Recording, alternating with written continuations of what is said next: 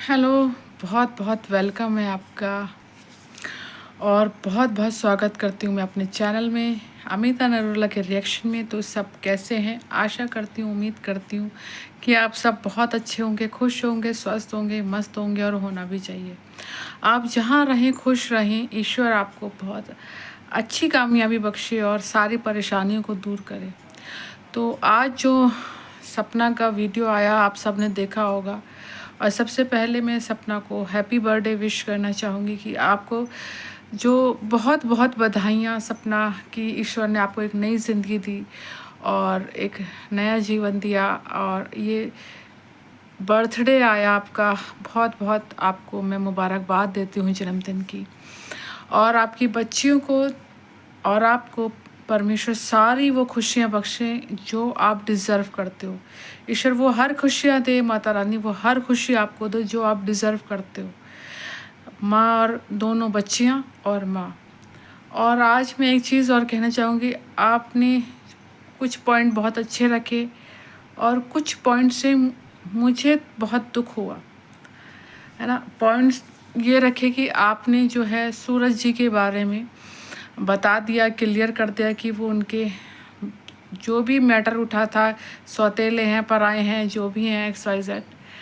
और आपने ये पॉइंट रखा अपना कि नहीं ऐसा कुछ भी नहीं है और जो इस बात को कह रहा वो भी गलत है।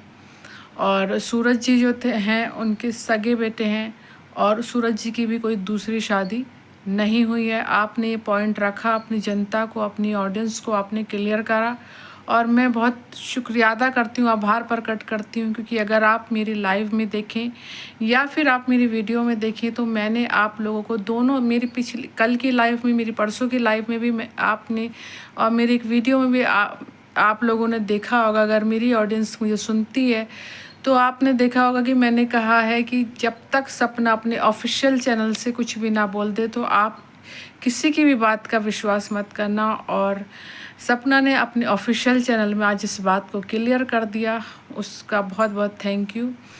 और सपना कहीं ना कहीं देखो हम मेरी वीडियो देखती है तभी उसने आज बोला, जो मुझे सपोर्ट करते हैं वो कहीं ना कहीं ये कहते हैं चीज़ें कि आप किसी बात का जवाब नहीं दो। आपने मेरी कल की वीडियो में भी देखा होगा, मेरी परसों की लाइव में वीडियो में भी आपने देखा होगा। मैंने सपना से कहा है कि आपकी फ़र्स्ट प्रायोरिटी जो है वो आपकी बच्चियां हैं, आपकी हेल्थ है और आप खुद हो, है ना।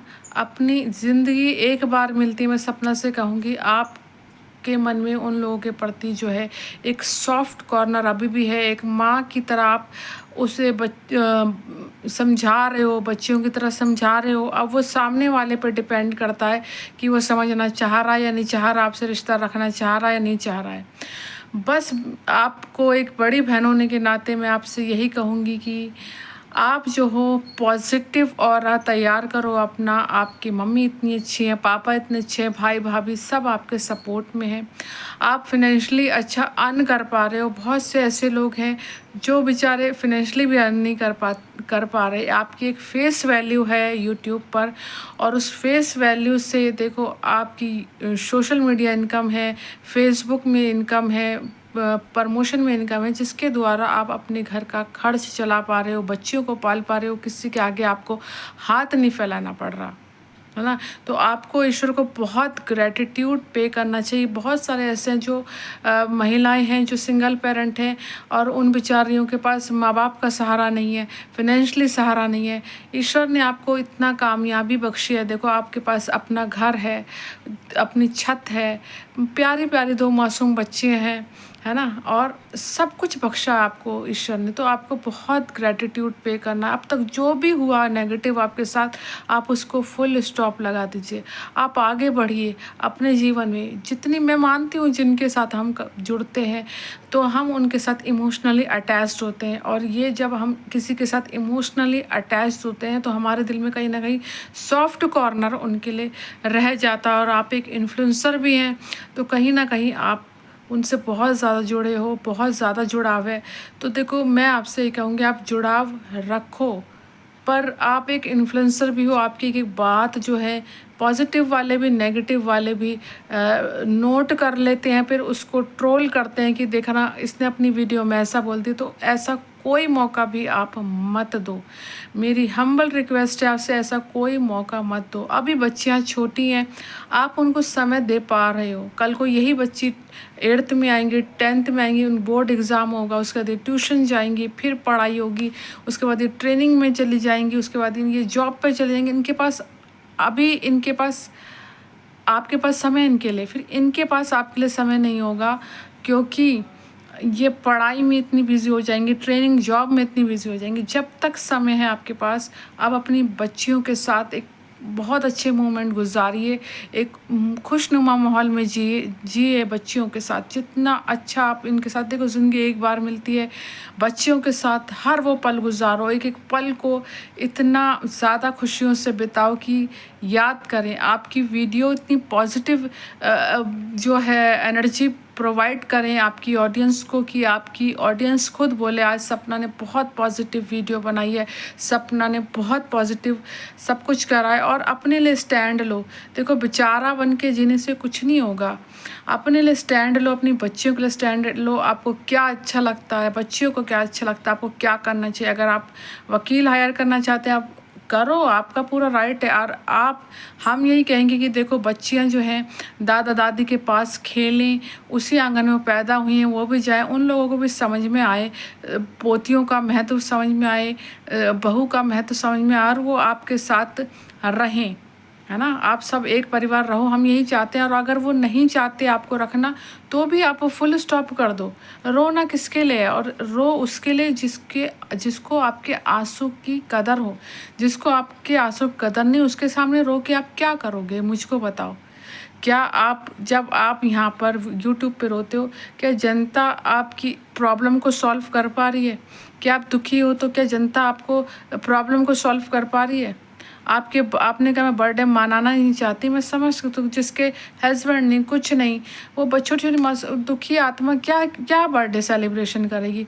पर लोग उसको भी नेगेटिविटी में देखेंगे। देखा पहले तो, अभी तो थोड़े दिन पहले तक एंजॉय कर रही थी, अब ये तो लोगों एक इतनी पिन पिन की बातें भी आपकी पकड़ेंगे। आपको कोई मौका ही नहीं देना है। मैं 1000 बार आपको समझाया, आपको कोई मौका नहीं देना है।